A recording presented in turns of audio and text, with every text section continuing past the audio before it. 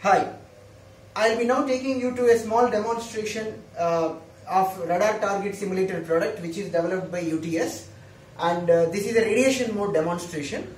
We have made a different video which is explaining about the complete demonstration setup. Please browse this video. In short, we are generating a radar pulse through an antenna, and this is our product which is radar target simulator receiving, and based upon the settings that we made about the range simulation, it is delaying the signal. This is based upon DRFM architecture. It delayed echo is played back, and at the radar site we have kept one simple software, which is like a 2-channel pulse analyzer. So this takes the radar pulse and the received echo and compares. So please browse this video, UTS radar target simulator radiation mode test setup, to understand this complete test setup. Now coming to the product, this is a radar target simulator GUI. Now I have selected one target now. We have a different videos talking about multi-target scenario. This is to explain about this small video demonstrates few features of the product. Now we are looking at the target modeling. So in target modeling, what we will be doing now, we will keep the target, we will model through range. So I will, of course this is a dummy GUI, the working GUI is in a different computer. I will take you to there. So what we will do, we will put a range modeling. We will put a range. So the present setup itself is at a distance of around 10 meters, and there is a minimum delay that constraint there. So I will start from a simulation of 200 meters. We have different products about target simulator even to simulate few meters delay onwards, but this one now we will start at 200 meters. Then I will keep changing the range, and I will show on the receiver side at the radar the received echo comes at corresponding delay. Then what I will do subsequently in my demonstration, I will change the target type. Instead of fixed target, I will put it as a moving target. So I can put move towards the radar or moving away from the radar. Let me take to the working computer now. So you can have a look at, this is what the target simulator, and let's have a quick look at the antennas. This is the target simulator receiving a dipole antenna, a small. We are using a 2.4 GHz ISM band for demonstration. So these antennas are 2.4 GHz ISM band. So this parabolic reflector is radiating the echo back. Now, before we look at the radar place, you can look at the settings that are made in the radar target simulator. So we have done this target modeling, and in the target modeling we have kept the range here, and we are starting with a range of 200 meters. Then of course these are some settings, additional settings related to the gain of the antennas and gain of radar system being considered here. So these are explained in a different video, so I will not go into details. And point to be noted here, we kept an RCS of 10 square kilometer, and RCS swirling model we have kept none. So now there are not going to be any RCS fluctuations. We have put radar type fixed. So let's see the corresponding results on the pulse analyzer. So this is about the radar side setup. So this is the Yagi which is radiating the radar signal, which is being picked by the dipole there, and the parabolic reflector which is radiating the echo back is received by another parabolic reflector antenna which is receiving the echo. Now you can look at here. So this is a computer screen where we are running two softwares. One is for radar scenario generator, which is generating the radar pulses. So I will not get into details of this, it's understood. So which are covered in a different video. Now you can look at this software. First I will take you to the settings tab of this software, which is called Pulse Analyzer.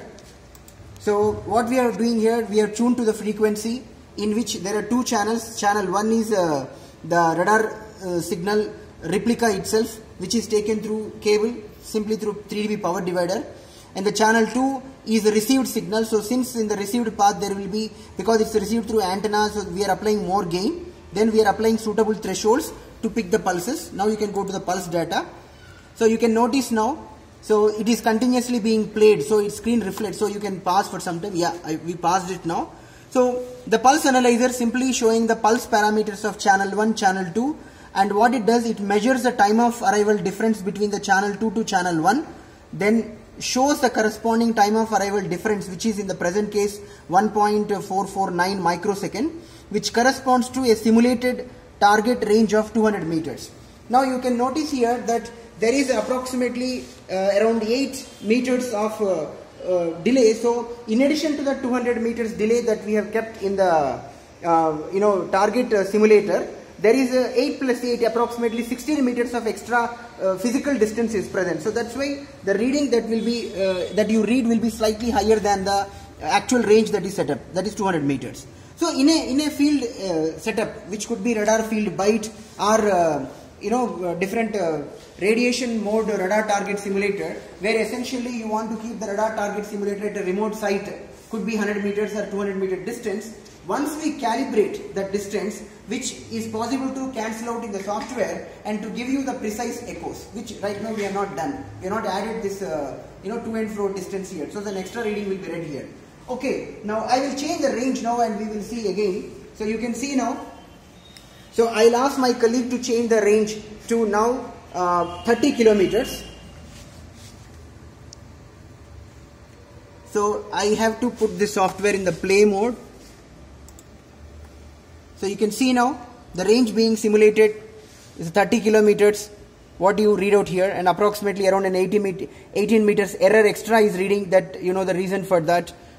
So I can keep seeing that continuously I am receiving the pulses on both channel 1, channel 2, and the simulated range you are able to see here. We are able to manage this channel 1 signal being leaked from channel 2 by using parabolic reflector.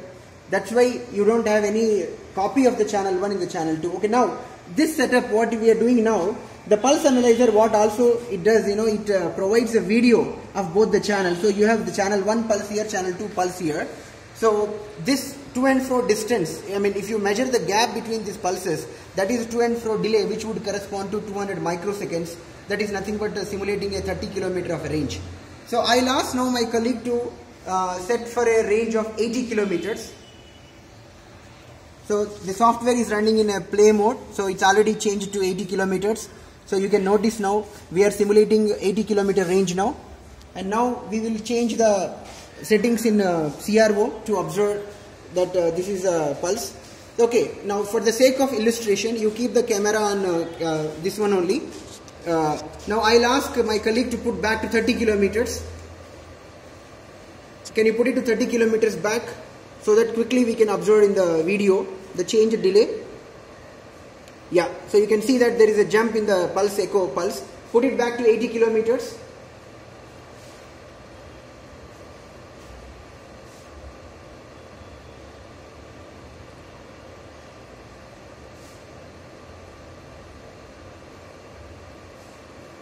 Yeah, so you can see now there is a change. So this is how it is possible to simulate this one.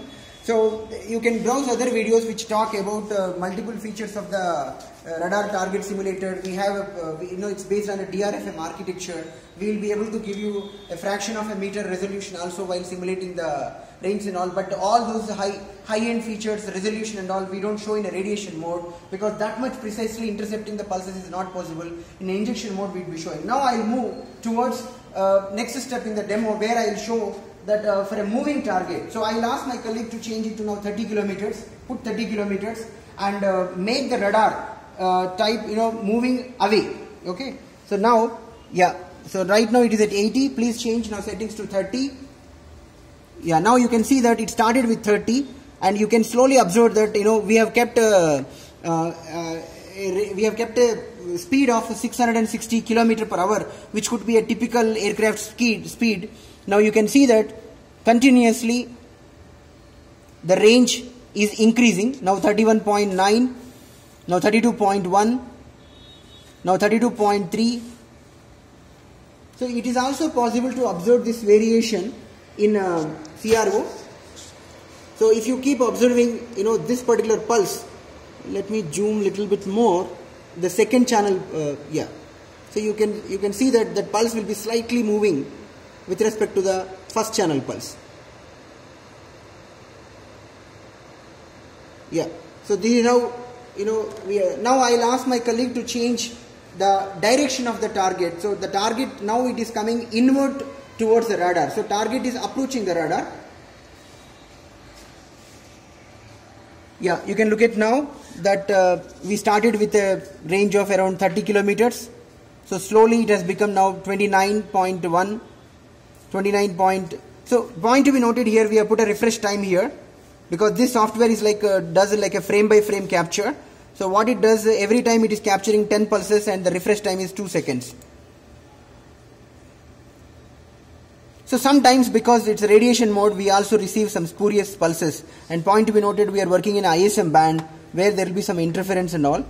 So yeah, you can see here now range has come to 26.6 kilometer, 26.4, 26.1.